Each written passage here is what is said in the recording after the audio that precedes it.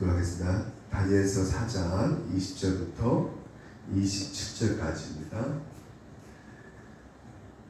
왕께서 보실 그 나무가 자라서 견고하여 지고 그 높이는 하늘에 닿았으니 땅 끝에서부터 보이겠고 그 잎사귀는 아름답고 그 열매는 많아서 만민의 먹을 것이 될 만하고 들짐승은 그 아래에 살며 공중에 나는 새는 그 가지에 깃들었나이다. 왕이여, 이 나무는 곧 왕이시라. 이는 왕이 자라서 견고하여 주고 창대하사 하늘에 닿으시며 권세는 땅 끝까지 미치시니이다. 왕이 보신즉 한 순찰자 한 거룩한 자가 하늘에서 내려와서 이르기를 그 나무를 베어 없애라. 그러나 그 뿌리의 굴터기는 땅에 남겨두고 새와 노줄로 동이고 그것들을 들풀 가운데 두라. 그것이 하늘의 이슬에 젖고 또 들짐승과 더불어 제 몫을 얻으며 7대를 지내리라 하였나이다. 왕이여, 그 해석은 이러하나이다. 곧 지극히 높으신 이가 명령하신 것이 내 주 왕에게 미칠 것이라. 왕이 사람을 위해서 쫓겨나서 들짐승과 함께 살며 소처럼 풀을 먹으며 하늘 이슬에 젖을 것이요 이와 같이 7대를 지낼 것이라. 그때 지극히 높으신 이가 사람을 나라를 다스리시며 자기 뜻대로 그것을 누구에게든지 주시는 줄을 아시리이다. 또 그들이 그 나무 뿌리에 굴터기를 남겨두라 하였은즉 하나님이 다스리시는 줄을 왕이 깨달은 후에야 왕의 나라가 견고하리이다. 그런즉 왕이여, 내가 아뢰는 것을 받으시고 공의를 행함으로 죄를 사하고 가난한 자를 긍휼히 여김으로 죄악을 사하소서. 그리하시면 왕의 평안이 혹시 장구하리이다 한다. 아멘. 다음 주가 이제 곧 구정이 다가오죠. 네. 구정에 다가오면 여러분 집에 가게 될 것입니다. 세상에서 가장 큰 집이 하나 소개해드리려고 하는데요. 바로 자금성입니다. 중국 북경에 가면 이 성이 있어요. 세계에서 가장 큰 궁궐이라고 합니다. 이 자금성은 중국의 명나라, 청나라 때 황제가 살았던 곳이죠. 이 자금성은요, 이 성을 만들 때 이 중국의 모든 영광을 다 동원해가지고요, 가장 크고 가장 화려하게 만들겠다고 생각해서 만든 것입니다. 그래서 이 자금성의 방이요, 무려 몇 개냐면요, 9,999개 작고 큰 방이 이렇게 있다고 합니다. 그러니까 중국 문화 속에서 보게 되면 옥황상제가 있잖아요. 그래서 옥황상제가 바로 10,000개의 그 궁궐을 갖고 있다고 해가지고 10,000개가 있는 방에 그 궁궐을 갖고 있다고 해가지고 그것을 넘어서는 이렇게 지을 수 없기 때문에 9,999개 이렇게 방을 만들어 있는 곳이 바로 이 자금성이라고 합니다. 그래서 이 얼마나 이 규모가 큰가 우리가 감이 안 오잖아요. 우리나라에서 제일 큰 궁궐이 바로 경복궁입니다. 크고 작은 방에 몇 개 정도 될까요? 359개가 있다고 합니다. 그런 것 비하면 이 자금성은 9,999개, 엄청나게 큰 궁궐인 것이죠.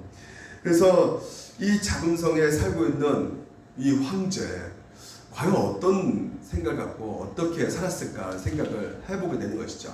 그 당시만 해도 세계 중심이었잖아요. 그래서 보통 이게 평수가 넓어지면 우리 인간의 마음이 당당하게 되죠. 예, 그래서 지평수가 좀 커지고 좀 높은 곳에 있으면 우리가 좀 이렇게 내려다볼 때가 있어요. 그러니까 지금 이제 9,999개 이 방을 소유하고 있는, 가장 큰 집을 소유하고 있는 이 황제는 어떤 마음을 갖고 살아가고 있었을까 생각이 드는데요. 이 황제의 그 잠자리를 보게 되면요, 이 정도밖에 안 된다고 해요. 별로 아니죠. 이렇게 보면 크게 화려하지도 않고요, 큰 평수도 아니에요. 10평 정도 된다고 합니다. 근데 이 10평 정도 되는 그 잠자리 방이요, 무려 399개가 된다고 합니다. 그러니까 10평 정도 된다는 거. 그러니까 보통 게 방을 옮기 다니면 잠을 제대로 못 이루니까 똑같은 10평 정도 크기가 399개 이렇게 만들었다고 합니다. 근데 이 399개 이 작은 10평을 왜 만들었을까라는 생각을 해보게 되는 것이죠. 왜 만들었을까요?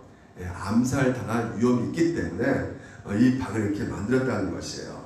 그러니까 이 황제는 그날 밤 자기가 어디서 잘지 모르는 것이죠. 경호대장에 이끌어가지고 거기서 잠을 잤던 것이죠. 그러니까 최고의 권력을 가지고 최고의 어떤 능력을 갖고 있음에도 불구하고 큰 집에 살고 있음에도 불구하고 자기가 잠을 잘 곳을 모르고 있다. 정해지지 못하고 모르고 있는 상태에서 잠을 자고 있단 말이죠. 그러니까 언제 죽을지도 모르고 언제 자기가 잠자리에서 생명이 끊어질지 모르는 그 두려운 마음 가운데 이 잠을 자고 있는 것이 황제의 잠이라는 것입니다. 그러니까 이 황제는요 또 따뜻한 음식을 먹지 못한다는 것이에요. 왜냐하면 그 음식 가운데 독극물이 들을 수 있기 때문에 먼저 신하에 먼저 먹여본 다음에 그것을 확인한 후에 이제 자기가 먹었기 때문에 상당히 식은 상태에서 먹을 수밖에 없고 그리고 냉랭하고 차갑고 그래서 좋은 음식을 먹을 수가 없는 이 왕이 그 모습을 우리가 보게 되는 것이죠. 그러니까 황제의 침상도 황제의 밥상도 어찌 보면 굉장히 비참하고 슬픈 것이다 라는 것을 우리가 역사를 통해서 우리가 보게 되는 것입니다. 오늘 여러분 이 본문에서 이 바벨론 왕, 이 느부갓네살 왕도 아주 비슷한 이야기를 우리 가운데 보여주고 있어요. 여러분 느부갓네살 황제는요 여러분 아시다시피 가장 이 세상의 강력한 왕이었습니다. 전쟁에 능했어요. 16년 동안 한 번도 진 적이 없는 왕이었습니다. 그러니까 한 번도 진 적이 없으니까 엄청난 땅을 차지하고 있겠죠. 그러니까 세계를 제패했어요 한마디로요. 그래서 겉모습도 능했던 왕이고 지혜도 똑똑하고 여러분 자기 관리도 아주 탁월했던 왕입니다. 무엇보다도 로맨티스트였어요. 남성력이 아주 넘쳐난 왕이었습니다. 어떻게 알 수 있냐면요. 이 보게 되면 그 공중정원이라고 해서요. 자기 아내가 처갓댁이 굉장히 수풀이 많은 곳이었나 봐요. 그래서 이 아내가 외롭고 쓸쓸하지 않기 위해서 그 정원을 이렇게 사막지대 한가운데 물을 어떻게 공급했는지 이렇게 정원을 이렇게 자라게끔 만들었다고 하는 것이죠. 이게 7대 미스테리라고 합니다. 세계에. 어떻게 이 사막 한가운데 저렇게 정원을 만들었을까? 그렇습니다. 이 느부갓네살 왕이요 이만큼 뛰어난 지혜를 갖고 있고요 능력을 갖고 있는 왕이었던 것입니다. 그런데요 이 느부갓네살 왕이요 우리가 지난 다니엘서 2장에서 살펴보았잖아요. 두렵고 범인했던 것이 오늘도 이 사장에는 그대로 행동하고 있는 것을 보게 됩니다. 꿈을 꾼 거예요. 그러니까 느부갓네살이 내 집에 편히 있으며 내국에서 평가할 때 한 꿈을 꾸고 두려워하고 있단 말이죠. 그리고 범인하고 있단 말입니다. 그러니까 이 세상에 있는 그 모든 것을 그가 쌓아놓은 그 모든 것들이 자기를 지킬 수 없다는 것으로 확인하고 있는 내용이 오늘 우리 가운데 보여주고 있습니다. 그러니까 작은 성과 이 바벨론 성이 우리를 지킬 수 없다는 것이에요. 지금 우리 나라도 마찬가지입니다. 코로나가 계속해서 활동하고 있어요. 백신이 개발됐다고 하지만 계속해서 변종이 생기고 있는 상황 속에서 3차 대유행 감염 확산이 생길 것 같다는 그 우려 가운데 있기도 하고요. 그래서 많은 병원들이 있지만 우리의 그 생명을 지키지 못하고 있음을 보게 됩니다. 수많은 의료진과 또한 수많은 의료 전문가들이 우리를 살리지 못하고 1년 동안 계속해서 그 사람의 죽어가는 숫자가 늘어나고 있는 것을 보게 됩니다. 그러니까 백신을 만들었다고 해도 여전히 우리는 안전하지 못하고 있는 것을 보게 되는 것이죠. 그러니까 우리가 모든 것을 다 갖고 있는 것 같아요. 그렇죠? 하지만 제대로 잠을 못 이루고 있는 상태. 지금 현재 그 황제처럼 자금성에 누워있는 그 황제처럼 그 느부갓네살처럼 잠 못 이루는 그 세상을 우리가 경험하고 있다는 것입니다. 강력한 세상의 나라들도 보게 되면 이 바이러스에 해결하지 못해가지고 몇만 명이 죽어가고 고통당하고 있는 들을 우리 눈으로 지금 현재 목도하고 있는 것이죠. 그래서 이 잠 못 이루는 이 세상 가운데 정말 이 무너지는 이 세상 가운데 계속해서 우리의 눈에 보여주고 있는 그 사건과 사고를 통해서 우리가 경험되어지고 있는 그 고통 가운데 정말 참된 안식을 어떻게 하면 우리가 누릴 수 있는 것인가? 어떻게 하면 우리가 참된 평강을 누릴 수 있을 것인가?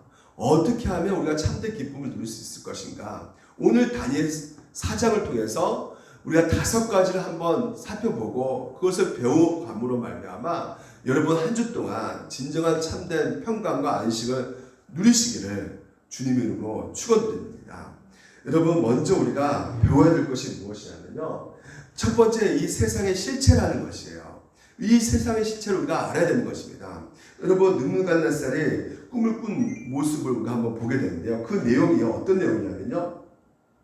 자, 10절을 보게 되면요. 내가 침상에서 나의 머릿속에서 받는 환상이 이러하다고 말하면서 내가 보니 땅의 중앙에 나무가 있다는 것이에요. 그 나무가 어떤 상태냐면 굉장히 높다고 말하고 있습니다. 그 나무가 자라고 견고해져 가지고 그 높이가 하늘을 닿았다. 그래서 땅 끝에서도 그게 다 보인다는 것이에요. 그리고 그 잎사귀가 너무나 아름답고 그 열매가 너무나 많아가지고요. 만민이 먹을 것만큼 될 것이다. 이렇게 지금 현재 환상을 지금 꿈을 이렇게 보고 있는 것입니다. 여러분 이 나무가 상징하는 것이 무엇일까? 신화 속에 나와 있는 이 세계수라는 그 나무가 있거든요. 그러니까 고대 사람들은요 그 나무를 믿었어요. 이 세계수가 세계를 품는다는 뜻으로 상징되는 그 나무거든요. 그러니까 이 세계수가요 하늘을 닿는 나무라는 것이죠. 생명을 가진 모든 것들에게 공급해 줄 수 있는 진정한 나무다. 세계를 품는 나무다. 근데 이 세계나무가 누구를 말하고 있는 것이냐? 바로 느부갓네살이라는 것을 보여주고 있는 것입니다. 이 바벨론, 그 제국이 바로 이 세계수다라는 것을 그 환상 가운데 보게 되는 것이죠. 그러니까 그 당시 사람들은요, 세계수에 대한 환상이 있었어요. 세계수 같은 제국을 꿈꾸고요. 세계수 같은 황제를 그리워했던 것입니다. 근데 그렇게 모든 세상 사람들이 이렇게 생각할 때 오직 하나님 믿는 사람들은요. 이 세계수를 믿지 않았어요. 뭘 믿었을까요? 하나님께서 그 세계수와 같이 커진 것들을 다 무너뜨리고 꺾으신다는 것을 이 하나님이라는 것을 그들은 믿었던 것이죠. 여러분 나무가 하늘에 닿는다고 해요. 그렇습니다. 지금 하늘에 닿았다는 표현이 똑같이 나와 있는 것이 어디 있냐면요. 홍수 이후에 인류가 시날 평지에 찾아가지고요. 이 바벨탑을 쌓을 때 했던 말들이거든요. 자, 창세기 11장에 보게 되면 또 말하되 자, 성과 탑을 건사여 탑 꼭대기를 하늘에 닿게 하여 똑같죠. 이 바벨탑, 이 바벨이라는 것이죠. 이 바벨은 무슨 뜻이냐면 혼돈이라는 뜻이거든요. 다른 뜻이 갖고 있는 게 바로 신의 문이라는 뜻을 갖고 있어요. 그러니까 신의 문을 만들어가지고 내가 신의 나라에 들어가겠다는 것이에요. 그러니까 우리 힘과 우리의 능력으로 신과 같이 되겠다라는 뜻을 갖고 있다는 것이죠. 여러분 그것이 바로 그 나무에 숨겨져 있는 뜻이라는 것입니다. 신은 하늘에 거하고요. 인간은 땅에 있는데 우리 인간이 무엇인가를 만들어가지고요. 신의 영역에 침공하겠다, 도전하겠다는 것이 이 한상 가운데 나와 있는 이 나무의 특징이 되는 것입니다. 그러니까 여러분, 인간의 교만이 하늘을 찌르고 있는 것이죠. 그러니까 모든 생명들을 이 세계수, 이 기대하라는 것이에요. 이 세계수가 내가 너를 지키겠다, 보존하겠다, 이게 호언장담하고 있는 것입니다. 그러니까 그 당시에 제국이었고 느부갓네살 왕이 그렇게 말했던 것이에요. 이 제국 안에 거하며 너희들 내가 행복하게 해주겠다, 편하게 해주겠다, 너희 모두를 풍족하게 해주겠다, 회복되게 해주겠다, 이렇게 말하면서 내가 세계수야. 이 느부갓네살이 이렇게 이 나무를 통해서 상징으로 보여주고 있다는 것입니다. 그러니까 이 느부갓네살이 어느 정도 더 심각한 상태에 있냐면요. 이 30절 그 상에서 바벨론 성에 봤을 때 자기 자신이 만든 것을 보면서 감탄사가 나오면서 이렇게 말하고 있는 것이죠. 왕이 말하여 이르되 큰 바벨론은 내가 능력과 권세로 건설하여 나의 도성으로 삼았다는 거예요. 너무나 멋지고 이 아름다운 것을 내 능력과 내 힘으로 만들었다. 봐라, 얼마나 멋지냐, 얼마나 아름답냐. 이렇게 지금 현재 말하고 있는 이 느부갓네살, 교만이 하늘을 찌르듯이 지금 현재 너무나 자기를 자랑하고 있는 모습을 보게 되는 것입니다. 이 세상의 실체가 바로 이런 모습이라는 것이에요. 이 세상의 실체도 똑같습니다. 이 세상도 똑같이 그 모든 것을 가졌다고 이렇게 말하고 있어요. 신의 영역에 우리는 도전하고 있다고 말하고 있는 것입니다. 인공지능이 발달되었죠. 인공지능 알파고, 이것이 이길 인간 바둑에서 이 알파고 인공지능을 이긴 인간은 이 세상에 존재하지 않는다고 하죠. 그러니까 인공지능, 사람보다 더 똑똑해지는 시대가 온다고 말을 하는 것이에요. 유전자를 다루는 인간 실력도 너무 나가지고요. 못 고칠 이제 병도 없게 된다고 말을 하기도 합니다. 그러니까 세상에 어떤 신 영역에 계속해서 도전하고 있단 말이죠. 하늘을 뚫고 우주까지 넘보는 그런 시대가 온다고 지금 이제 말을 하기도 하죠. 근데 그런 세상 가운데 우리는 자꾸만 어떤 생각을 하게 되냐면, 세상을 우리가 피해야겠다. 세상이 주는 그 그늘 아래서 우리가 세상이 주는 것들을 붙들고 살아야지만이 된다는 생각을 우리가 많이 갖게 된다는 것이죠. 근데 우리가 먼저 알아야 될 것이 무엇이냐면요, 세상이 얼마나 자기를 강하고 세상에 얼마나 자기가 능력이 있다고 말을 하지만 그 모든 말들을 무섭게 하는 말씀이 있는데요. 자, 31절에 이렇게 말하고 있죠. 하늘에서 뭐예요? 순찰자, 그리고 거룩한 자가 내려온다는 것입니다. 그러니까 그 순찰자, 거룩한 자 내려오는 순간에 이 세계수는 한순간에 베어질 것이고 무너지고 사라질 것이다 라는 것을 지금 현재 이 느부갓네살이 보고 있다는 것입니다. 하나님께서 우리에게 주신 말씀이 무엇이겠습니까? 세상이 우리를 지킬 수 없다는 것이에요. 세상이 말하는 이 과학이 우리를 지킬 수 없고요. 정치나 사회가 우리를 지킬 수 없고요. 세상이 우리에게 끊임없이 약속해주는 그런 것들이 있겠지만요, 그 약속이 우리를 지킬 수 없는 것이다 라는 것을 오늘 세계수를 잘라내시는 그 장면을 통해서 우리에게 보여주고 있는 것입니다. 사랑하는 우리 물대전석계 성도 여러분, 화려하고 강해 보이는 이 세상 속에서 이 세상 모든 것을 다 가지고 있는 것 같이 보이지만요, 그렇죠? 자금성 그 황제가 많은 것을 다 가지고 있는 것처럼 보이지만 자기 잠자리, 10평짜리 침실을 돌아다니면서 혹시 제가 죽지 않을까 이거 두려워하고 떨고 있는 그것이 어찌 보면 이 세상의 모습이라는 것입니다.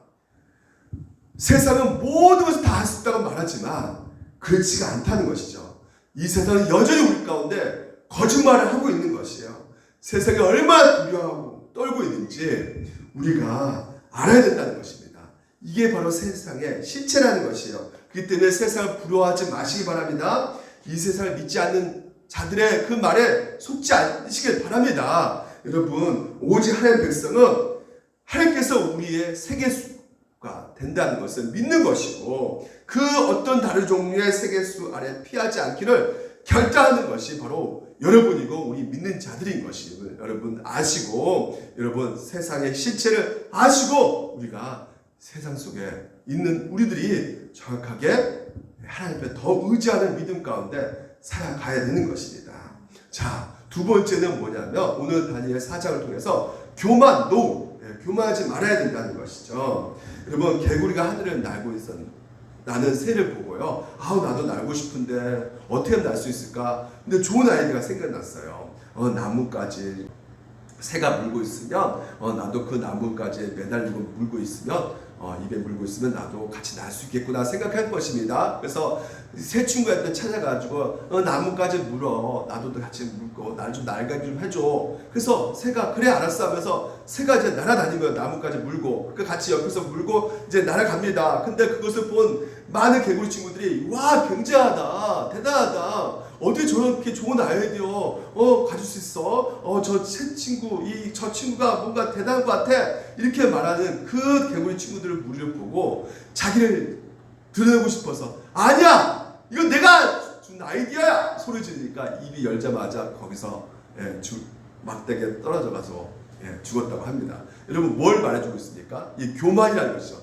우리는 교만이라는 생각을 많이 하게 됩니다. 그래서 교만이라는 생각 가운데 사실대로 말한 거, 그래서 그걸 말했는데 그것이 어느 정도 자랑하는 그 의도가 있다면 우리는 또 우리가 뭐라 생각하냐면 이 교만이 아닐까라는 생각을 하는데요. 여러분 교만이라는 그 의미의 영어 단어가 바로 이 프라이드거든요. 프라이드 아시죠? 이 프라이드를 우리가 긍정적으로 우리가 번역하게 되면 자존감이라는 거거든요. 근데 이걸 부정적으로 번역하게 되면 교만이라는 뜻을 갖고 있어요. 그래서 느부갓네살이 자기를 뭐라 나중에 말을 하냐면요, 이렇게 말합니다. 자기 끝에 보게 되면 굉장히 자기가 교만해졌는데 하나님께서 낮추셨다고 이렇게 말을 하고 있어요. 그러니까 이 느부갓네살의 교만이 무엇인가라고 봤을 때 우리가 30절 보게 되면 아마 이렇게 말했기 때문에 교만했을 것이다. 뭐라 말합니까? 이 바벨론 성이 내 능력과 내 본능으로 지어졌다, 이렇게 말하고 있단 말이죠. 그래서 이 교만함, 이게 하나님께서 하시는데 이 자기가 했다고 하네. 여러분 우리가 보통 이 간증 얘기 들어볼 때요, TV에서나 뭐 이렇게 집회 가면요, 어떤 분이 목사가 이렇게 말합니다. 내가 기도를 많이 했더니 하나님께서 이 교회를 이렇게 크게 성장시켜 놨다고 이렇게 말하는데, 우리는 그 모습 보면서 있는 그대로 말한 거잖아요. 있는 그대로 말하는 것인데 그게 혹시 교만이지 않을까라는 생각도 하지만요. 여러분 느부갓네살 왕이요, 지금 현재 자기 업적에 도취돼가지고요, 너무너무 내가 훌륭하고 탁월한 것을 했다. 이거 안 했으면 내가 큰일 났다. 근데 이걸 내가 했다.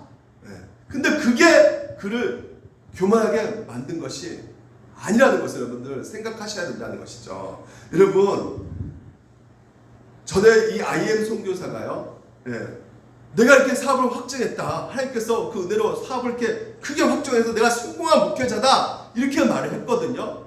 여러분 그 결과 드러나가지고 내가 성공한 목회자다, 그리고 그렇지 않는 목사들은 실패한 목사다, 이렇게 생각하고 있는 것이 바로 무엇이냐면 교만이라는 것이에요. 내가 하나님께서 복을 주셔가지고 하나님께서 나를 이렇게 성공한 목사, 그래서 하나님의 은혜 사랑 받는 사람이고 그래서 나는 성공한 사람이라고 생각하는 그것이 바로 여러분 교만이 될 수가 있다는 것이에요. 여러분 교만 뿌리가 어디 있느냐? 단순하게 우리가 뭔가를 드러내는 것이 바로 교만인 것인가? 아니면 겸손이라는 것은 나를 은폐시킨 것이 바로 겸손이라고 생각하는 경우가 많이 있거든요. 근데 이것은 양면과 같아요. 그러니까 벤츠차를 좋은 차라고 생각합니다. 그래서 벤츠를 탑니다. 근데 여러분 이 벤츠차가요, 탄다는 게 교만한 것이 아니고 이 벤츠차를 탐으로 말미암아 자기가 신분이 상승을 하고 된다는 것을 하고 믿고 있고 타고 있다면 그것이 바로 무엇이에요? 교만이 될 수가 있는 것이에요. 내가 벤츠가 좋은 차지만 내가 그 차를 타고 있기 때문에 다른 사람보다 더 우월하다고 생각하는 것이 바로 무엇이냐면 이게 바로 교만이라는 것이에요. 벤츠가 뭐가 좋은 차야, 그게 겸손한 것이 아니라, 벤츠를 타지 않기 때문에 겸손한 것이 아니라 그 벤츠의 차가 가지고 있는 그 기능에 더욱더 우월적인 어떤 이상을 부여하지 않기 때문에 겸손하는 것이라는 것입니다. 그러니까 교만은 그럼 무엇입니까? 사실을 과정을 왜곡시켜가지고 그 이상의 의미를 부여하는 것이 바로 이 교만이라는 것이에요. 그러니까 사람의 관계에 있어서도 이 교만이 심각한 문제지만요, 하나님과의 관계 속에서도 이 교만이 심각한 죄를 발생을 일으킨다는 것이죠. 왜요? 하나님을 신뢰하지 못하게끔 불신하게끔 만들기 때문에 그런 것입니다. 여러분 성경 인간의 죄라고 말하고 있어요. 내가 뭔가 캔디를 훔쳐먹고 도둑질해서 이것 때문에 죄라고 말하는 것뿐만 아니라 성경 그 의미가 더해서 오늘 우리가 우리 스스로 행복해질 수 없다는 그 불행한 존재의 의미 가운데 성경은 우리에게 죄라고 말을 하고 있는 것이에요. 그러니까 돈을 많이 벌어도 우리는 죄인이고, 공부를 많이 했어도 죄인이고, 천하를 다스리는 권세를 가지고 있어도 죄인이고, 남들이 우리로 보는 그 높은 자리에 앉아 있을지라도 우리는 죄인이라는 것이에요. 100세 넘도록 건강을 살지라도 우리는 죄인이고, 아무리 돈을 많이 벌어도, 아무리 좋은 집을 산다 할지라도, 아무리 좋은 공부를 한다 할지라도 우리는 죄인이라는 것입니다. 그 말의 의미는 그것들을 가졌다고 해서 인간이 행복해질 수 없다는 말이에요. 그것들을 다 소유한다 할지라도 인간이 여전히 불행하다는 의미입니다. 그 절망과 불행의 증거가 뭡니까?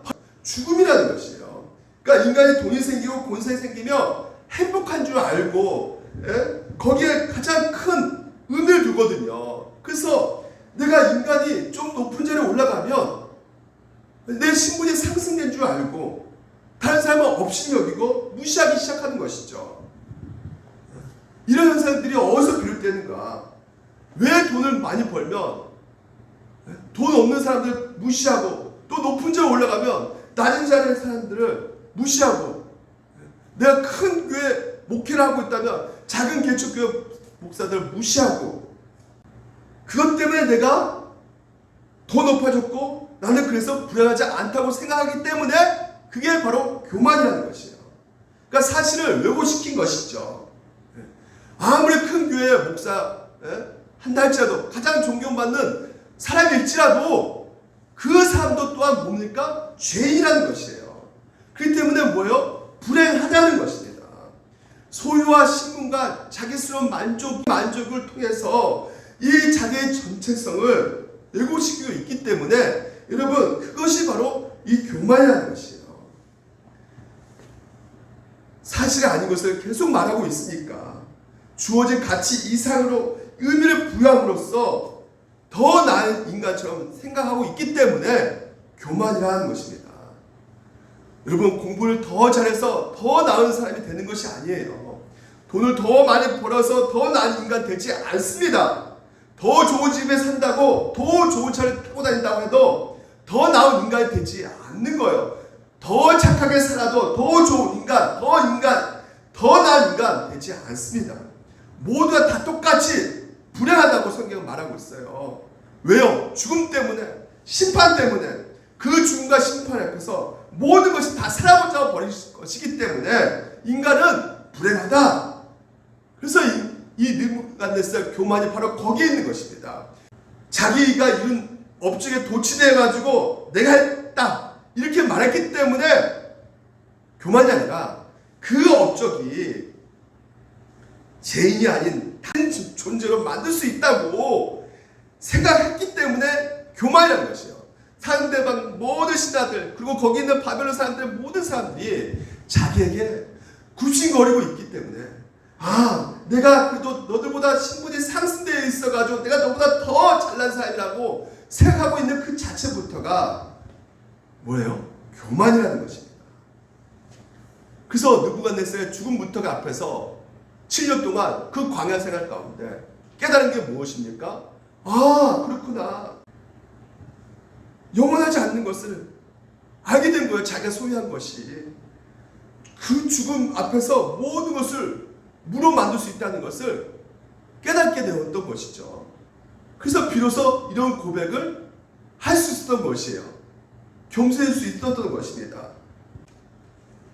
죽음 앞에서 그 모든 것들이 얼마나 가치가 없는가, 무의미하나, 이것을 우리가 깨닫게 되었을 때 다른 사람을 무시하지 않게 되는 것이고요. 그것을 놓고 우리가 자랑하지 않게 될 수가 있게 되는 것입니다. 그래서 이 교만은요, 돈 많고 권세 있는 사람들만 범하는 죄가 아니고 그 권세와 돈으로 행복을 추구할 수 있다고 생각하는 사람들에게는 모든 사람이 다 이 교만이라는 죄를 범할 수 있게 되는 것입니다. 왜요? 재물에게 주어진 가치 이상의 의미를 부여하고 있기 때문에 그런 것이에요. 그러니까 다시 말해서 명품 가방을 들고 다녔기 때문에 내가 너보다 낫다고 생각하는 것이 교만이지만 명품 가방 가질 수 없으므로 내 자신이 남보다 못하다고 생각하는 것도 바로 뭐예요? 교만이야 되는 것입니다. 그래서 여러분 오늘 주어진 가치 이상의 의미를 그것에 부여하게 되면 그것이 외모가 될 수 있고요. 내가 너보다 외모가 뛰어나기 때문에 너는 왜 이렇게 못났어? 그것이 돈이 될 수 있어요. 내가 너보다 돈이 많기 때문에 너는 왜 이렇게 돈이 없어? 그러니까 돈과 외모의 같이 인생의 의미를 부여하고 있단 말이죠. 이런 것이 오늘도 우리 가운데 지배하고 통치하게 되면 그것이 우상이 되어서 여러분 결국은 우리가 교만에 빠질 수밖에 없게 되는 것입니다. 그래서 여러분 우리가 무엇을 생각하셔야 됩니까? 여러분 우리는 인생에 결국은 이런 불행 가운데 있는 인생의 답이 무엇이냐? 영원한 생명을 주신 예수 그리스도가 우리의 가운데 답이 된다는 것이에요. 우리가 구원받고 하나님의 자녀가 된다는 거, 영원히 살 수 있다는 거, 여러분 이 모든 것에 있어서 궁극적으로 인생 가운데 불행할 수밖에 없는 이 인생 가운데 진정한 해답을 주고 있다는 것이죠. 여러분 예수 그리스도가 나의 주인 되십니다. 그분이 나의 구원자 되십니다 라고 고백하는 그 순간부터 여러분 인생 가운데 때로는 여러 가지 초라해 보이고 정말 그거 없어서 같이 이상의 그것을 부여하고 있는 그것을 내려놓고 내게 가장 가치 이상의 그 예수 그리스도를 높여드릴 때 여러분 때로는 내 삶 속에서 비참해 보인다 할지라도 하나님께서 여러분을 반드시 회복시키고 일으켜 세우고 가실 것입니다. 그리고 여러분 우리가 참된 안식을 누릴 수가 있게 되는 것이에요. 그리고 세 번째 신적인 신실함입니다. 우리 가운데 요구되고 있는 것이 뭐냐면 이 다니엘이요. 여러분 어떤 모습으로 이 세상 가운데 살았을까요? 바벨론 왕국이에요. 이 다니엘이요. 그 바벨론 왕국에 속해가지고 바벨론 그 풍속에 쫓아가서 살아가는 것이 아니라 이 바벨론 그 속에서 다니엘은요. 하나님을 끝까지 믿는 그 신앙 가운데 선을 그으면서 살았던 것이죠. 그래서 믿지 않는 사람들에게 하나님 믿지 않는 사람들에게 다니엘이 어떤 모습을 보여줬는가 라는 것에 있어서 우리가 쉽게 알 수 있는 그 말씀 구절이 이겁니다. 느부갓네살이 뭐라 다니엘을 부르냐면요. 박수장 베드사세라 이렇게 말하고 있어요. 그래서 너 안에는 거룩한 신들의 영이 있은즉 나의 꿈과 나의 환상을 풀어봐라 이렇게 이 다니엘을 인정해주고 있는 모습을 보게 됩니다. 자 보십시오. 지금 현재 첫 번째 꿈을 꿨을 때는 느부갓네살이 제 2년 됐을 때고요. 지금 현재 18년 됐을 때 두 번째 꿈을 꿉니다. 여러분 16년이 지났어요. 다니엘이 무려 이 바벨론 왕국에서 18년 동안 살아가면서 청소년 때 성장해가지고 지금 한 40대 정도 됐을 것이에요. 근데 이 지금 현재 이 사회 안에서 지금 다니엘이 어떤 포지션을 차지하고 있냐면 박수장, 다시 말해서 그 모든 지혜자들의 우두머리가 지금 현재 되어가고 있단 말이죠. 여러분 다니엘의 그 18년 동안 삶을 정리해보면 어떻게 살았을까요? 왕의 평가가 해주고 있죠. 박수장 뭘 말하고 있습니까? 하나님 믿지 않는 왕 앞에서 신실하게 정말 더 성실하게 살았기 때문에 지금 현재 그 박수장 그 위치까지 올라선 것을 우리가 볼 수가 있는 것입니다. 여러분 우리가 최고로 살 수는 없어요. 완벽하게 살 수 없습니다. 하지만 성도라면 어떤 상황 속에서도 어떤 환경 속에서도 우리가 최선하면서 우리가 살아가야 된다는 것을 이 다니엘을 통해서 우리가 볼 수가 있는 것입니다. 최선을 다하면서 우리가 살아가야 되는 것이에요. 그렇습니다. 이 바벨론 궁정 안에서 이 바벨론 왕을 섬기는 일에 있어서 이 다니엘은 최선을 다해서 했던 것이죠. 그러니까 박수장 당신 우두머리 당신이 내 꿈을 해석해봐 이렇게 지금 현재 믿고 의지하고 있는 모습을 우리가 볼 수 있다는 것이죠. 이 다니엘의 모습이 바로 제가 뭐라 표현하면 신적인 신실함 이렇게 제가 불러봤어요. 신적인 신실함. 내가 종인데 그 주인 느부갓네살을 섬길 때 어떻게 섬겼는가? 바로 주께 하듯 여호와 하나님께 하듯 섬겼다는 것입니다. 이게 신적인 신실함을 부르고 싶은 것이에요. 신적인 신실함. 여러분이 오늘도 그 일상을 이 다니엘처럼 그렇게 채워나가시기를 주님 이름으로 축원드립니다. 그 신적인 신실함을 가지고 다니엘이 행했던 것처럼 그래서 18년 동안 그 긴 세월 속에서 이 느부갓네살이 찾아와가지고 묻고 인정하게 만드는 일이 일어났다는 것을 우리가 봄으로 말미암아 여러분도 신적인 신실함으로 오늘도 세상을 섬기는 삶을 사시기를 주님 이름으로 축원드립니다. 그래야지 참된 안식과 참된 평강과 참된 기쁨을 누릴 수가 있게 되는 것이에요. 그리고 네 번째는 순종입니다.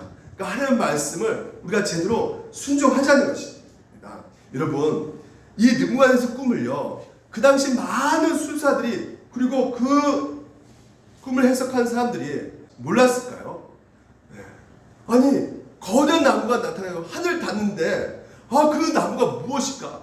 금방 알 수 있었을 것이에요. 저거 바벨론 왕을 만든 저 느부갓네살 왕이었구나. 아마 그렇게 다들 해몽했을 것입니다. 근데 왜 왕 앞에 나가서 그렇게 해몽하지 못하고 그렇게 답을 해주지 못했을까요? 오히려 더 두려워서 뒤로 물러서는 모습을 보인 이유가 무엇이냐면 그 끝에 꿈 후반부에 뭐가 나와 있기 때문에 거대한 나무가 뱀을 당했다는 것이 나왔단 말이죠. 그러니까 뱀을 당했다는 것은 황제가 망했다는 것인데 그것을 감히 말할 수가 없는 것이에요. 그래서 다들 두려워서 아무 말도 못한 것입니다. 뒤로 물러섰지만 하지만 이 다니엘은요 물러서지 않는 것이에요. 물론 다니엘도 동일하게 두려워했었던 것이죠. 19절 보게 되면 다니엘이 한동안 놀라며 마음으로 어떻게요? 번민하는지라 그 꿈 후반부에 그 나무가 땡강 날아가고 구루통이 남은 그 상태에서 망했다고 말하면 그 느부갓네살 왕이 나를 죽이지 않을까라는 그 두려움이 있을 수밖에 없죠. 그럼에도 불구하고 그 꿈 전체의 내용을 단디하게 정확하게 이 느부갓네살 왕에게 설명하고 있음을 보게 됩니다. 여러분, 왜 그랬을까요? 바로 이게 바로 뭡니까? 하나님의 말씀이었던 것이죠. 느부갓네살이 그 말을 듣고 슬프건 고통받건 분노하건 그 무관하게 그 꿈은 하나님께서 직접 주신 말씀이라는 것을 이 다니엘이 믿고 있었기 때문에 이 왕의 꿈을 반드시 해몽해서 알려줘야겠다는 그 의무가 이 다니엘에게 생각이 들었던 것이죠. 그래서 이 오늘날 이게 말하면 이 다니엘은요 한마디로 설교를 했던 것이에요. 다니엘은 말씀을 깨닫고 그 말씀을 오늘도 선포를 했던 사람이었던 것이죠.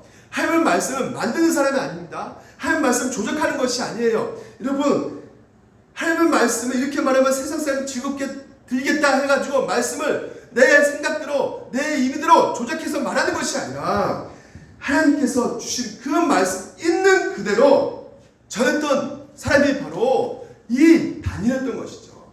여러분, 목사가 해야 될 가장 중요한 것이 무엇입니까? 말씀을 전해야 되는 것이죠. 그러면 말씀을 전해야 되는데 어떻게 전하는 것입니까? 목소리 좋게 할렐루야 아니면 전달 방법이 아주 스킬 좋게 그것도 물론 중요하겠죠. 하지만 무엇보다 더 가장 중요한 것이 무엇이냐? 하나님께 받은 이 성경의 말씀을 있는 그대로 전하는 것이 그것이 가장 오늘도 목사 직분의 정체성이란 말이죠. 그래서 여러분, 저도 이 말씀을 전하면 이 말씀 들으면 반드시 저 성도 힘들어하겠구나. 교회를 떠나면 어떻게 되나? 그런 두려움이 밀려올 때가 있어요. 그럼에도 불구하고 하나님 말씀을 맡은 자가 해야 될 역할은 무엇이냐? 하나님 말씀이라면 그 말씀을 있는 그대로 전해줘야 되는 그 역할을 해야 된다는 것이죠. 오늘 우리가 살아가는 이 삶 속에서 우리 성도들도 마찬가지입니다. 우리는 세상 속에 살아갑니다. 세상이 주는 요구를 여러분 지켜야 될 거예요? 아니죠.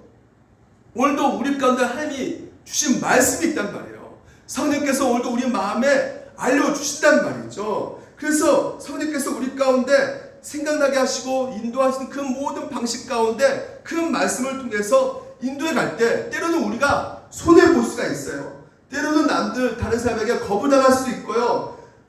또 어리석은 사람이다라고 욕먹을 수도 있단 말이죠. 하지만 그럼에도 불구하고 우리가 그 말씀에 따라서 순종하며 나아가는 그 삶을 살아갈 때 여러분 진정한 참된 안식과 참된 평강과 참된 기쁨을 여러분이 누릴 수가 있게 되는 것이에요. 그래서 이 고난도 마찬가지입니다. 이 고난도 우리가 지난 시간에 다니엘 3장을 통해서 사드락, 아벳느고, 메사 풀무불에서 건져내주잖아요. 그 건져내줄 때 우리도 그렇게 생각하죠. 하나님 왜 우리는 그렇게 안 건져내주십니까? 이 고난의 풀무불에 왜 그렇게 안 건져내주시는 것이에요? 왜 늘 이 고난 속에 있습니까? 이럴 때 제가 걱정하지 마세요. 우리 이제 고난 없을 겁니다. 우리 이제 앞으로 잘 될 거예요. 만사 형통될 겁니다. 이제 코로나도 사라질 것이고요. 우리는 이제 문제 없을 거예요. 다 잘 될 거예요. 이렇게 여러분에게 말하고 싶죠? 하지만 성경에서는 뭐라 말하고 있느냐? 성경에서는 이렇게 말하고 있어요. 자, 보십시오. 히브리서에 보게 되면 내가 무슨 말을 더하리요? 기드온과 바락, 삼손, 이따, 다윗, 사무엘과 선지자, 이 선지자들 아마 사드락, 메사, 아벳느고, 다니엘이 말하고 있지 않는가 생각됩니다. 왜냐하면 3절 보게 되면 그들의 믿음으로 나라들을 이기기도 했고요. 그렇죠? 나라를 이기기도 했고요. 그리고 의뢰하기도 하며 약속받기도 하고요. 사자들의 입을 막기도 하며, 다니엘 사자들의 입을 막잖아요. 예? 사자들에게 밥이 됐을 때 하나님께서 막아버리잖아요. 사자들의 입을. 다니엘 얘기합니다. 불의 세력을 멸하기도 하고, 그 다니엘 세 친구 막기도 하고요. 하나님께서. 그런데요, 이런 사람들이 우리는 꿈을 꾸죠. 야, 이렇게 고난 왔을 때 이렇게 건져주셨으면 진짜 좋은 하나님이다 이렇게 생각하고 우리에게 고난이 없을 것입니다 이렇게 말할 수 있겠지만요, 자 보십시오.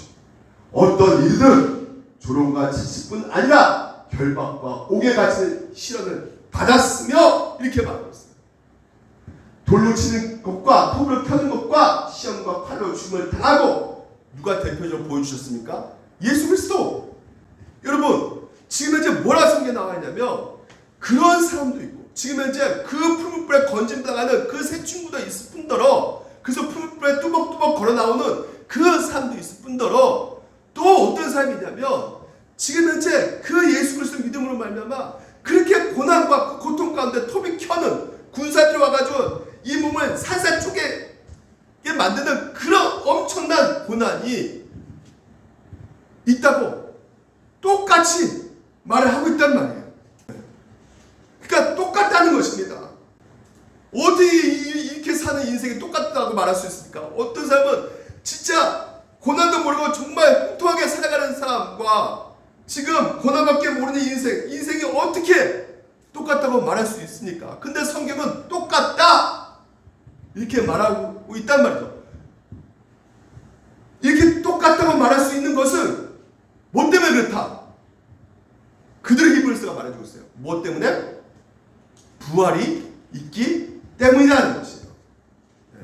오늘 우리가 갖고 있는 그 영원한 고난이 있기 때문에 우리가 겪고 있는 이 고난과 슬픔, 풀무불 같은 인생을 산다 할지라도 여러분 그 안에 누가 계셨다고요? 지난 시간에도 살펴보았지만 예수 그리스도가 거기 함께 계시기 때문에, 우리 가운데 예수님이 오셔가지고 우리에게 영원한 생명을 주셨기 때문에 오늘 여러분 우리가 이 풀무불 고난 가운데 산다 할지라도 결국은 뭡니까? 괜찮다라고 우리가 말할 수가 있는 것이에요. 뭐 때문에? 고난이 있기 때문에. 어떤 분이 저한테 그래요. 우리 하나님은 내가 정말 힘들고 어려울 때 늘 할 발자씩 늦더라고. 왜 그런지 모르겠다고 진짜 속상해 죽겠다고. 여러분 성경은 뭐라 그러냐면 아니다 이렇게 말하고 있어요. 세상 욕망을 들어가기 전에 그냥 다니엘 세 친구 건져내주시면 얼마나 좋겠어요. 하지만 그 불 속에 이미 예수님께서 계셨잖아요. 오늘도 우리가 이 고난 중에도 믿고 살 수 있는 그 근거가 뭡니까? 바로 그렇습니다. 이 불 속에 예수님이 계신다는 거예요. 고난 가운데 하나님께서 우리 가운데 계신다는 거예요. 임마누엘, 우리와 함께 하시는 하나님이 계시기 때문에 오늘도 우리가 죽다 할지라도 우리를 반드시 건지실 분이 계시기 때문에 어떤 심판과 어떤 정죄가 우리를 불살지라 할지라도 우리는 영원한 곳으로 하나님께서 인도하고 계시기 때문에 여러분 우리가 살아가는 그것이 눈에 보이기는 끝난 것 같지만 끝난 것이 아니란 말이죠. 파산되고 죽고 실패할지라도 사랑하는 물된 노사과 성도 여러분, 우리는 끝나지 않습니다. 왜 그렇다고요? 불 속에, 그 고난 불 속에 누가 함께하고 계시기 때문에 하나님께서 함께하고 계시기 때문에 우리는 죽을 때까지 고난이 여러분 가운데 있을 수밖에 없어요. 확실하게 여러분 저는 전할 수밖에 없습니다. 하지만 여러분 일이 잘 풀리지 않는 상황일지라도 낙심하지 않을 수 있는 그 이유는 우리 하나님께서 나와 함께하고 계시기 때문에. 그래서 뭐랍니까? 성경에서 뭐라 말해요? 고난이 없다 말한 적이 없습니다. 고난이 오히려 복이라 말하고 고난이 왔을 때 인내하라고 말하고 있는 것이에요. 네. 여러분 이것을 전할 수밖에 없는 것입니다. 이 말씀 앞에 여러분 순종하시기 바랍니다. 인내하시기를 주님으로 축원드립니다. 그럴 때 참된 안식과 참된 평강과 참된 기쁨을 누릴 수가 있는 것이에요. 시간이 너무나 짧습니다. 마지막 이것만 살펴보겠습니다. 공평과 군유, 이 세상에 이 진짜 말도 안 되는 이 세상 실제 가운데 우리가 어떻게 그러면 대안이 있을까? 자, 지금 현재 다니엘이 느부갓네살 왕에게 지금 막 아까 그 공중 정원 지었잖아요. 국민들이 얼마나 힘들었겠습니까? 그런 사막지대 물을 끓여드리고 그런 바벨론 성 큰 성을 지면 얼마나 학대받고 핍박받겠습니까? 그래서 그 꿈을 통해서 하나님께서는 보여주고 있는 것이에요. 지금 왕이여 공의의 행함으로 죄를 사하고 국민이 여기 있어야 된다는 것이에요. 그러니까 가난한 자들, 연약한 자들 지금 국리를 베풀어 달라고 다니엘이 왕에게 고민하고 있단 말이죠. 지금 당신 하나님 믿으세요. 빨리 교회 나와가지고 예배에 따라서 예배 드리고 그러면 하나님 용서하십니다. 이렇게 말하지 않고요. 지금 성경하지 않고 지금 다니엘이 느부갓네살 하나님 믿지 않고 있는데 지금 이제 믿으라고 말을 하지 않고 지금 뭐라 말하냐면 공평과 국리를 제한하고 있단 말이에요. 국리를 베풀어야 되고 공평해야 된다는 것이죠. 차별하면 안 된다는 것이죠. 왜요? 바벨론 정신이 뭡니까? 느부갓네살 갖고 있는 사고방식이 뭡니까? 기본적으로 폭력으로 세웠단 말입니다. 이 바벨론을요. 그러니까 폭력이 힘이야. 그러니까 강한 자가 약한 자를 삼키는 것이란 말이에요. 그래서 힘이 센 자가 약한 자를 집어 삼키는 거. 그 일본 천황이 그 숱한 미사일 폭격 가운데도 자기 끝까지 항복하지 않더라고요. 히로시마에 핵폭탄이 떨어져도 항복하지 않아요. 국민들이 죽어가고 있는데 국리를 베풀라는 것이에요. 국리를 베풀라는 것이에요. 공평을 베풀라는 것입니다. 연약한 자가 있다는 것이에요. 여러분. 그러니까 지금 다니엘이 뭐라 말하냐면 지금 네가 만든 제국을 뒤집어 엎어서 하나님의 가치, 하나님의 나라가 만들어져야 된다는 것이에요. 그럼 하나님 나라가 무슨 나라입니까? 하나님 통치한 나라는 아니겠습니까? 그럼 하나님 통치한 나라는 어떤 통치입니까? 더 이상 연약한 자, 가난한 자, 그 신음소리가 들리지 않는 나라란 말이에요. 왜요? 사랑 가운데 은혜를 베푸기 때문에 서로 돕고 같이 함께 해주고 기도해주고. 그러니까 이스라엘 백성들이 그렇지 않게 행동했기 때문에 포로로 끌려온 것을 이 다니엘이 경험했단 말이죠. 하나님께서 가난한 자, 고아, 가부를 니들 돌봐야 된다. 근데 그렇게 순종하지 않았거든요. 자기 권세 가지고 자기 멋대로 자기 힘을 자랑하고 자기 그 권능을 자랑하면서 강한 그 힘으로 약한 자를 삼켜버리는 그 행동 때문에 하나님께서 치신 것을 이 다니엘이 보았기 때문에 이제는 느부갓네살 왕 당신은 그렇게 사시면 안 됩니다. 그렇게 살면 결국 제국이 무너질 것입니다. 이렇게 선포하고 있는 것입니다. 우리 물된 노사교회 성도 여러분 오늘 우리가 이 세상에 뭘 어떻게 해야 될지, 하나님 안 믿는 이 학교에서 내가 어떻게 행동해야 될지, 하나님 안 믿는 이 직장에서 어떻게 내가 삶을 보여줘야 될지, 뭘 어떻게 해야 될지, 안 믿는 가족들 앞에서 내가 어떻게 행동을 해야 될지, 답이 이미 떨어졌습니다. 공평과 국리라는 것이에요. 고아와 갑은 너희들 가운데 영원히 있을 테니까 돌보라고 말을 하고 있는 것이에요. 상하고 병들고 심하는 자들이 너 옆에, 너 곁에 늘상 있으니까 돌보라는 것이에요. 이게 바로 하나님 나라, 하나님의 법입니다. 여러분, 그런 자로 여러분들이 선교사로 이 여러분 있는 곳에 파송되어 있는 것이에요. 그래서 함부로 저주 선포하지 마시고, 세상에 제가 아는 분은 암에 걸렸는데 그 가장 가까운 친척이 야, 너 나한테, 내가 목사인데 나한테 순종하지 않기 때문에 너 이렇게 암에 걸린 거야.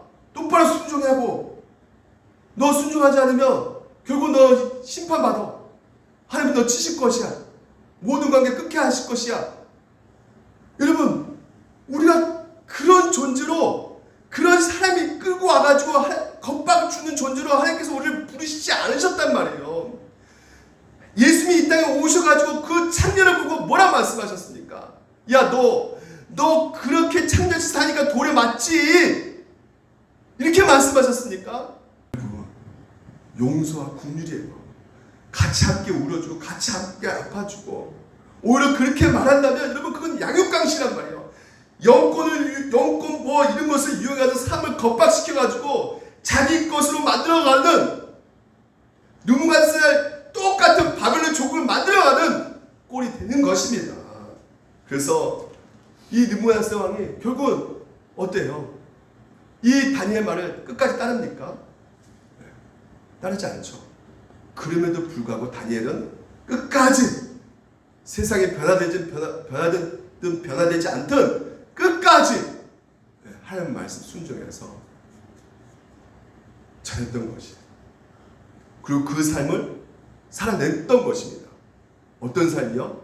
공평과 긍휼을 베푸는 삶을 끝까지 살아냈던 것입니다. 여러분, 정리합니다. 이 세상의 실체는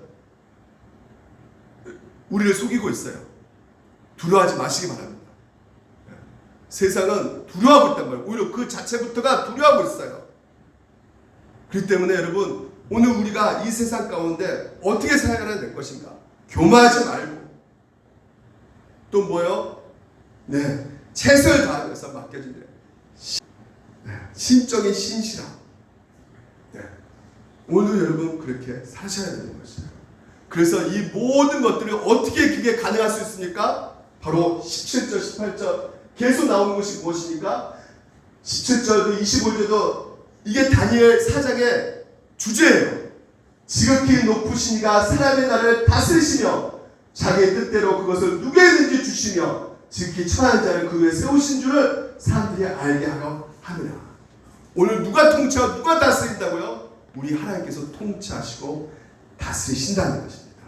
그 전제 아래 오늘도 우리가 순종하며 세상의 시체 가운데 교만하지 않고 신적인 신실한 공평과 긍휼, 이 모든 것을 우리가 어떻게 살아낼 수 있을까? 바로 하나님께서 우리를 통치하시고 다스리신다는 그 믿음 가운데 우리가 걸어갈 때 하나님께서는 우리를 통해서 하나님 나라를 이루시고, 궁극적으로 한 믿지 않는 느부갓네살이 여러분들을 보시고 오늘 4장 1절부터 3절 이 고백을 하게 될 것입니다. 우리 같이 한번 읽어볼까요? 4장 1절 3절 느부갓네살 왕은 천하에 거주하는 모든 백성들과 나라들과 각 언어를 말하는 자들에게 조소를 내놓으라 원하노니 너에게 큰 평강이 있을지어다. 지극히 높으신 하나님이 내게 행하신 이적과 놀라운 일을 내가 알게 하기를 즐겨하노라. 참으로 크도다 그의 이적이요 참으로 능하도다 그의 놀라운 일이요 그의 나라는 영원한 나라요 그의 통치는 대대에 이르리로다. 하나님 믿지 않는 느부갓네살이 하나님 믿는 다니엘의 이 모든 삶을 통해서 말미암아 하나님을 알게 되고 하나님을 찬양하는 그 모습이 우리가 볼 수가 있게 되는 것입니다. 사랑하는 물된 농사꾼 성도 여러분, 세상은 두려워하고 떨고 있습니다. 이런 세상에서 여러분 어떻게 사신다고요? 교만하지 말며 신적인 신실함으로 오늘도 하나님 주신 말씀을 순종함으로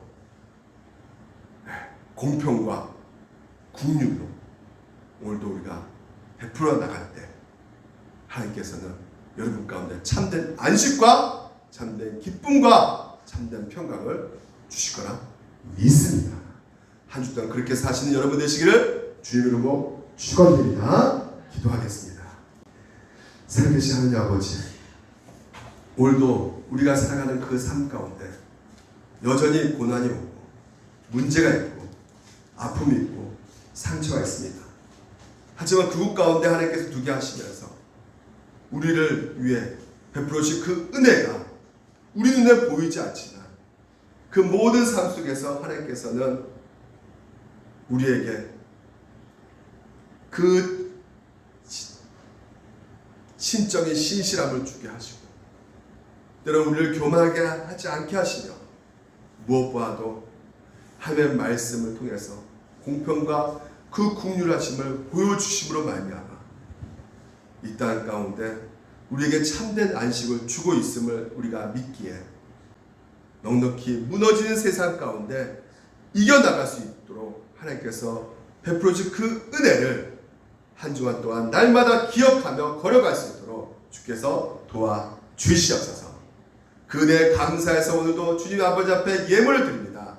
이 예물이 한 뜻대로 사용되게 하여 주시옵시고 바치지 못한 그 손길도 주님께서 기억하여 주시사 믿음 주시고 이렇게 힘든 어려움 속에서도 넉넉히 이겨나갈 수 있도록 주여 주님의 말씀이 강공적으로 역사하여 주시옵소서. 모든 은혜와 사랑을 베풀어 주시되 감사드리며 예수 그리스도의 이름으로 기도드립니다. 아멘.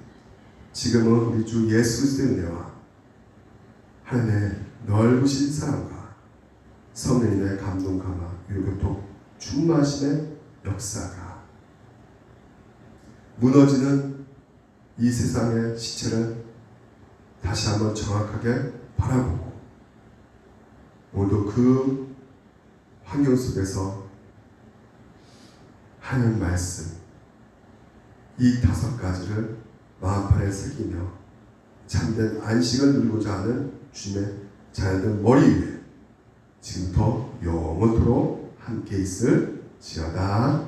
아멘.